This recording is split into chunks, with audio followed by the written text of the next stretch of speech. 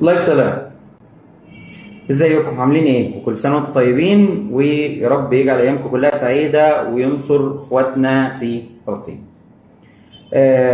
نقول كلمتين لذاذ قوي حابب ان انا احكي فيهم مع كل الناس، بس مستنيين لحد ما الدنيا تطلع واظبط بقى العلبه بتاعت مونتو كده علشان خاطر تطلع في النور، وامسك واحسب الحسبه بتاعتي واقول لكم او اجهز الاسئله والكلام اللي انا هجاوب عليه دلوقتي بخصوص تغذيه العيال الصغيرين في السن من سنه فما فوق، اللي هو شكوى الشكاوى ونفس الكلام اللي عندنا. يا هاني احنا عمالين نجري ورا البت والبت ما بتاكلش، طب هنعمل لها ايه؟ طب البت حاسين انها بتخس مع السنان، البت هتتفطم ولا لا؟ طب الرضاعه اخبارها ايه؟ طب شرب اللبن، طب الزبادي، طب العيل ياكل ولا ما ياكلش، والعيل اللي ما بياكلش، والعيل اللي مسدوده نفسه خالص، والعيل في ادوار البرد وادوار التعب والتطعيمات والكلام ده كله. كل اللفه دي كلها هخسرها لكم في اللايف الجميل بتاعنا النهارده، ولكن كل واحد يكتب كده يصلي بينا على النبي اللهم صل وسلم وبارك عليه وعلى اله وصحبه وسلم، ويكتب لي اسم عيله في التعليقات، ويقعد يركز معايا ويسيب اسئلته على جنب علشان خاطر دي هنعملها في لايف تاني.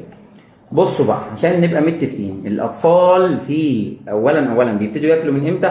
خامس او سادس او سابع، سواء كان بيرضعوا طبيعي ولا صناعي، ولكن في الرضاعه الصناعي بنحاول ان احنا نقول بدري سنه صغيره، مثلا في اول الخامس. حلو كده؟ طيب العيل الصغير اول ما دخل معانا في الشهر السادس المفروض، او خلص الشهر السادس كمان، المفروض ان هو بياخد البروتينات كلها، يعني البروتين النباتي، الفول والحبوب بما فيها الحمص والعدس، بان ياخد البروتين الحيواني من اول الكبده والسمك واللحمه والبيض، ان هو يبقى اكل كل الخضار والفاكهه. ومحدش يجي يقول لي الخضار والفاكهه اصلا انا ما ينفعش اكل موز يجيب حساسيه، وما ينفعش ان انا اكل اي حاجه ثانيه، اصلا انا خايف على العيل الصغير. ده كله كلام فاشل.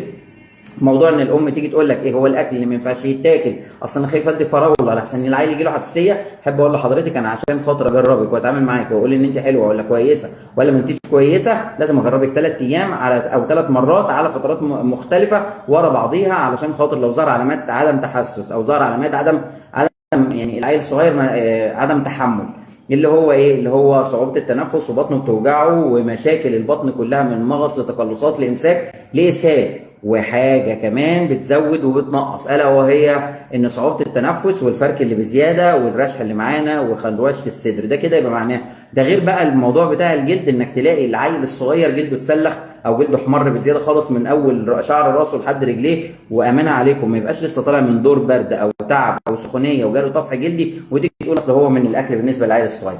هو انا حاطط علبه المونتو دي قدامي ليه؟ طبعا انتوا لسه ما تعرفوش ده ايه ومين وفين وازاي. المهم نقول بقى بقيه الكلام علشان خاطر مهمين جدا. رقم واحد، بالنسبه للبني ادمين الصغيرين اللي هم الكبار اللي عندكم في البيت، اللي هم اولادكم واولادنا من بعد سن السنه او من دخل ال9 شهور فما فوق، الوزن والحركه بتاع الوزن بالنسبه للعيل ممكن يثبت وممكن يبتدي يقل سنه صغيره. يا نهار ابيض!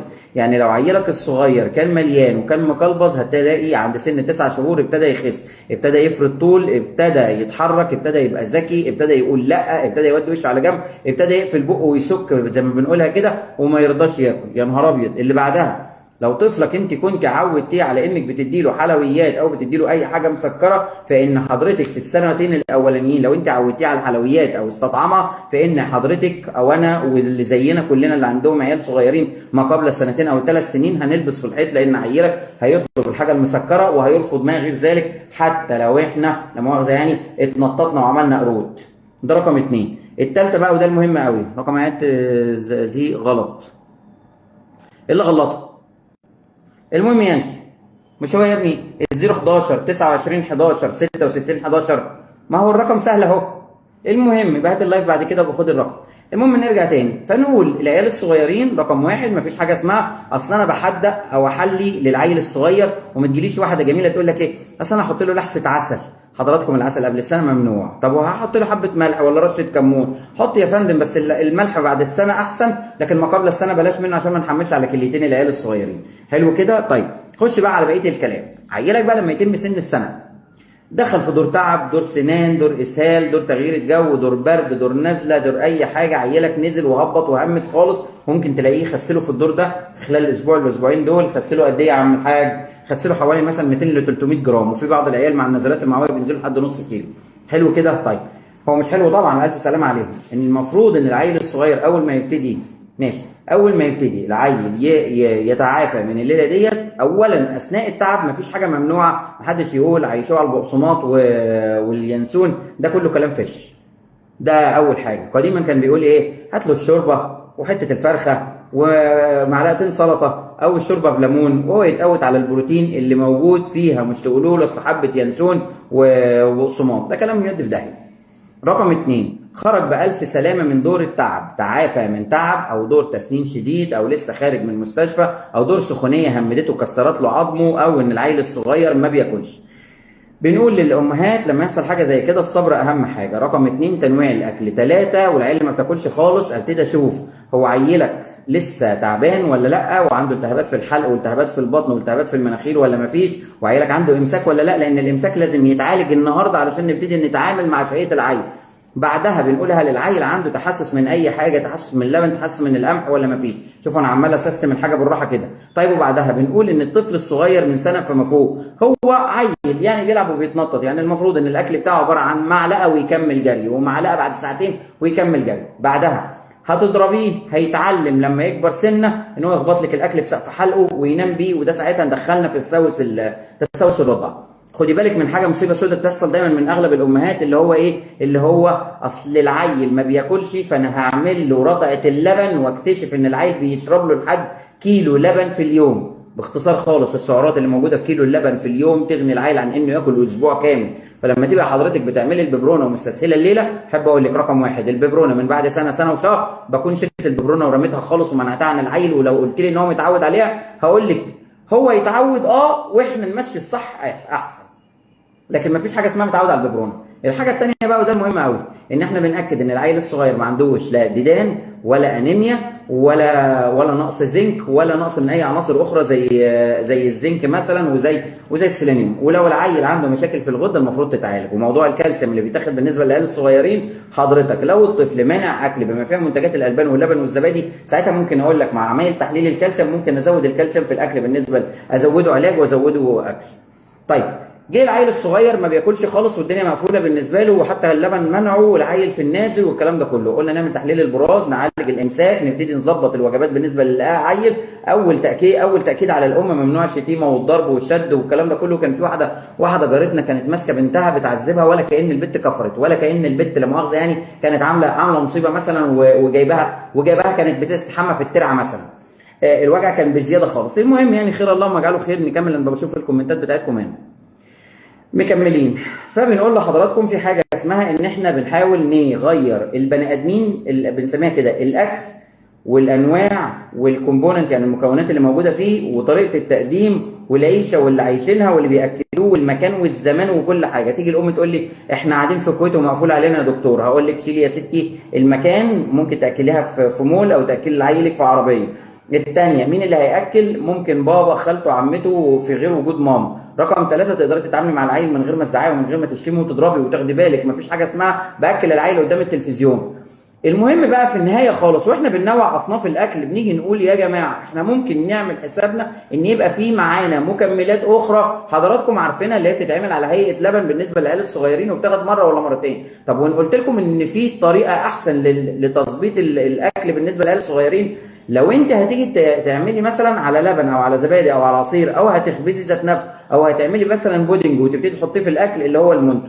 طيب ايه حكايه المونتو ده يا دكتور؟ ببساطه جدا، عارفين الحاجات اللي بتتاخد للرياضيين علشان خاطر تبتدي توفر لهم البروتين والبروتين بس، لكن دي فيها بروتين وكربوهيدرات وفيها عناصر غذائيه كمان بالنسبه للعيال الصغيرين. الحاجه دي بتنضاف على الاكل اللي هو زي المونتو، تحط على لبن وتحط على ميه وتحط على عصير ويتجهز ويتعمل في خلال يوم، وتعملي اقل كميه تقدر عليها اللي هي الكوبايه. طعمها حلو بيظبط مع العيل الصغير. طب وبعدين يا خلي العيال، لو عيلك ما بياكلش نعمل حسابنا اقل وجبات في اقل كميات في اكتر عدد مرات في اكتر تنطيط ولعب بالنسبه لعيلك من غير زعيق ولا اي حاجه، وتعملي حسابك ان انت شايله الفرش وشايله الكراسي والمخدات، لان عيلك بعد ما هياخد هيروح متفتف ومبهدل الدنيا. المهم في كلمه اسمها تثقيل كميه السعرات اللي موجوده في الوجبه. يعني انا ممكن اجيب كوبايه الميه كده سعراتها مفيش. اروح احط مثلا عليها معلقه سكر فسعراتها تزيد، احط عليها معلقه زيت فسعراتها تزيد، احط عليها معلقه بودنج مثلا ولا اي حاجه ولا لبن بودره الاقي سعراتها زادت، بعدها احط عليها نشويات زادت، اروح ضارب عليها واحده مثلا نسيره ظهر فرخ فالسعرات زادت. فتكتشفي في النهايه خالص ان حبه الميه الصغيرين لما حضرتك خلطتيهم على حاجات ثانيه اخرى زودت السعرات وظبطتيها ودخلت السعرات اللي جسم طفلك محتاجها. ومتنوعه يعني ايه؟ عارفين كلمة إن العيل الصغير اللي بياخد لبن بس على فترات طويلة ده بيجي له أنيميا؟ بيجي له أنيميا. وإن في حوار تاني من كتر ما هو بياخد الكالسيوم ممكن يبقى عرض جانبي لها إن مشاكل تانية على مستوى المعدة وعلى مستوى نسبة الكالسيوم في الجسم. فبنأكد عليكم إن أنا لما أجي أدخل حاجة زي كده ممكن أدخل منتج كويس جدا زي منتو بالنسبة لطفل. طب أدخله إزاي بقى يا خالي العيال؟ حضرتك لو عاملة مية أو عصير أو زبادي أو شوربة، ايه ده؟ يعني انا ممكن احطها؟ ممكن احطها. يا نهار ابيض، يعني انا ممكن اخلطها على شوربه؟ يا ستي من نوع تغيير بلاش. عامله مهلبيه بسيطه ورحت حطها. طب ابني ما بيحبش المهلبيه، خلاص يبقى هدوبها زيها زي اي منتج تاني انا بجهز بيه وجبات العيال الصغيرين. اي حاجه بودره اروح اعملها، وبعديها بقى حط عليها كريم شانتيه، حط عليها كريز، حط عليها زبيب، حط عليها تمر، حط عليها شوكولاته. بس هي الفكره كلها على بعضها ان انت بتنوعي الاكل للعيل. هل هو اساسي بالنسبه لوجبات العيل لما يبقى الطفل طالع من دور تعب ومحتاج في خلال من شهر ل3 شهور انه يرجع النص كيلو اللي نزلهم في ادوار النزلات المعويه او النزلات الشعبيه او حجز مستشفى او اي دور تعب بما فيها ادوار التسنين، والعيل حاسه ان هو خس وعينيه دخلت لجوه والكلام ده كله؟ فبنقول ان احنا بناكد على نظام الاكل بالنسبه للعيل من 3 ل5 وجبات، والوجبه واحنا بنقدمها نبقى اذكياء شويتين في ان مثلا لو قلنا الطبق الفلاني ده عليه 100 الاكل اللي فيه مثلا عاملين رز بلبن او عاملين حتى سؤال بتعمل ايه اللي هو كريم كراميل مثلا، مثلا السعرات اللي فيه 100 سعر وعيلك مش راضي وعيلك مثلا بياكلوا زي الفل، اروح حاطط منه معلقه من منتو، معلقه او معلقتين، واضربه في الخلاط وانا بجهزه من غير ما اسخن عليه جامد، واجهزه واديه للعيل الصغير واغير الطعم واغير الحاجه اللي محطوطه عليه. ممكن احط معلقه عسل وممكن اروح حاطط معلقه كريمه ونبتدي نجرب الطريقه. عيلك قبلوا اهلا وسهلا، ما قبلوش احنا بنتكلم بنقول ان انا دلوقتي محتاجه على الاقل 15 يوم علشان خاطر لما بيجي لي عيل عنده سوء تغذيه انا المفروض ان انا بظبط الاكل والشرب بتاعه كل 15 يوم واعمل له اعاده تقييم واشوف العيل الصغير ده بياخد الكربوهيدرات بتاعته كويس ولا لا، وبياخد البروتين معانا ولا مفيش، علشان خاطر احافظ على الكتله العضليه بالنسبه للعيل. هتقول لي ايه ده عيال وعندهم كتله عضليه؟ احب اقول لحضرتك العيال الصغيرين لو هم عايشين على النشويات بس فانت ببساطه جدا انت دمرت العضلات بتاعتهم ودخلتهم في حاجه اسمها BEM اللي هو البروتين والكالوري سوء التغذيه اللي هو BEM بروتين كالوريك مال نيوتريشن. ففكره ان انت توفر لعيالك الصغير مصدر البروتين، قدرت تديها له على هيئه لحمه، تديها له على هيئه كفته، تديها له على هيئه فول، او تديها له على هيئه معلقتين المنتو اللي هتحطهم على اي حاجه انت هتاكلها لعيالك. فانت وشطارتك بقى يا مؤمن تاخد بالك عيالك الصغير اهم حاجه هتقدر تقدمها له الا وهي انك تحافظ على صحته الفتره الاولانيه اللي احنا فيهم اللي هي ما قبل ال5 سنين. وبنعمل تقييم للعيال الصغيرين اللي هم في سن دخول المدارس اللي هو 5 و6 و7 و8 علشان خاطر دي اسمها ما قبل مراحل البلوغ. فلو انت عيلك عودته على انه عايش على البطاطس المحمره وعايش على او هو لسه صغير عايش على الحلويات اللي بيتصل على بابا ويقول له ما تنساش تجيب لي الحاجه الحلوه يا بابا وانت جاي، اللي هو 2 3 يقول بابا انا عاوز حاجه حلوه وانت جاي، فانت ببساطه جدا اديت له السعرات اللي هي تعتبر سعرات فارغه. يعني ايه؟ يعني ما بتوفرش لعيلك لا بروتين ولا كربوهيدرات اللي هي النشويات ولا سعرات حراريه ولا دهون ولا معادن، وحضرتك جبت له حاجات مسكره هتزود الامساك وهتبوظ له اللي هو التمثيل الغذائي بالنسبه للكربوهيدرات والبروتين، وتكتشف ان عيلك نموه مش قد كده، كفاءته مش قد كده، لعب وحتى العيال وهي بتلعب بس في عيل يبقى بيلعب زي الفل، المناعه بتاعتهم تبقى كويسه. بس مش عايزين نمسك في كل حاجه اسمها مناعه، ولكن بنقول صحه البني ادم اللي قاعد بيلعب وبيتنطط ولو مشي في الطينه ولو مشي تحت المطر ما يجرالوش حاجه، هو ده اللي احنا بناكد عليه. فبنقول لحضراتكم رقم 1 فيتامينات عيلك، تعمل له التحاليل تطمن عليه تم السنه بعد اذن حضراتكم، تطمنوا لي على السكر بالنسبه للعيال، طمنوا لي على وظائف الكبد والكلى ان قدرتم، ما عرفتوش يبقى تحليل الانيميا ومخزون الحديد عشان اطمن على العيل، تعملوا حسابكم ان الفيتامين د بيتاخد، الحديد لسه مستمر معانا، الزنك مستمر، ونأكد على ان الاكل بتاع اطفالنا قللوا لي اللبن لحد 250 مللي توتال في اليوم، قلل الحلويات على قد ما تقدر، موضوع السكريات والكلام ده كله مش معنى ان مسكه الموبايل ذات نفسها قدام العيل ممنوعه وهو بياكل، لانه باختصار خالص حضرتك كل شويه هتبتدي تقدمي تنازلات لحد ما ما توصلي للدرجه ان انت حيلك كلها فرغت، فتبتدي تهددي العيل بالضرب، وبعد كده بما نوديك للدكتور بحقنه. وليه؟ ما انت تبتدي تنوعي من اول سن 4 شهور ل5 شهور في الاكل، دخل معانا في سن 5 6 على سن سنه نبتدي ناكد على اننا في حاجات هتقل وفي حاجات هتزيد، وما تفطميش عيلي في المواسم بتاعه تغيير المواسم والجو والتعب. وبنأكد على حضرتك لما تيجي تأكلي عيلك نوعي ما بين البروتين رقم 1 والنشويات رقم 2، وبعد كده الحاجات الصحية اللي عندكم في البيت. قللي المقليات، امنعي السكريات قدر الإمكان، وقللي الزيوت والحاجات اللي متجابة من بره، وأي حاجة هتقليها في زيت اشويها في الفرن أو الفراير.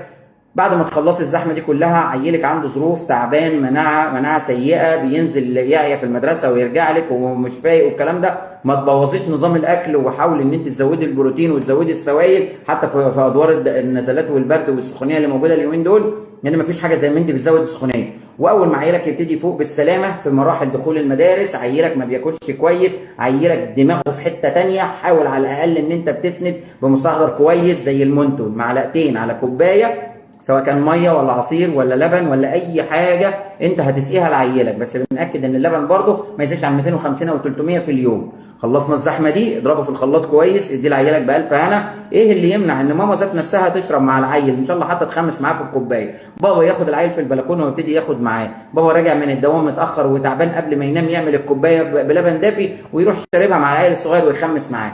هم الابهات لازمتهم ايه غير انهم يربوا، مش انهم يجيبوا عيال ويرموهم وبعدين يقول لك ايه ماما بتربي. لا، امه ما بتربيش، امه بتساعد في التربيه، لكن الاب هو الاساس، وربنا يخلي كل الابهات ويعين الجميع ويرحم امواتنا كلهم، امين. بس انا اتكلمت كلمتين كده في اللذيذ وسريع، واتمنى لو حد فهم حاجه يقول لي، واللي ما فهمش يكتب لي تاني تحت في التعليقات. ولو انتوا في حاجه نسيتوها هتلاقي، لو انتوا حاجه ما لقطتوهاش مني بصوا على اللايف تاني، ولو لقطوها عادي قولوا لي انتوا فهمتوا ايه من اللايف. وفي لايفات تانيه ممكن نعملها النهارده، النهارده الاثنين، في لايف كمان النهارده مثلا على الساعه 12. اشوفكم على خير، وهاتوا منتوا ودول عيالكم الصغيرين كوبايتين في اليوم لمده 15 يوم. الكوبايه من اي حاجه عندكم في البيت، حط عليها من معلقتين ل3. ماما ممكن تاخد فيه منه، عيالنا الصغيرين ممكن لاقل من سنه ممكن ياخدوا، بس هي الفكره ان لازم عيالك يبقى اسمه بياكل. انا ممكن 9 شهور وقفل خالص ومش قادر ولسه طالع من دور تعب، المونتو برده كويس موجود معانا. البروتين اللي فيه واي بروتين، اللي هو البروتين اللي احنا ما بنخافش منه على قولون العيال الصغيرين، وفي نفس الوقت ده اللي بيساعد في نمو العضلات. بس انا هاني عصام، استشاره الاطفال وحديث الولاده، كلمتكم عن المونتو النهارده، وان شاء الله كل ما يبقى فيه حاجه جديده هطلع واكلمكم عنها، واشوفكم في اتم صحه وحال.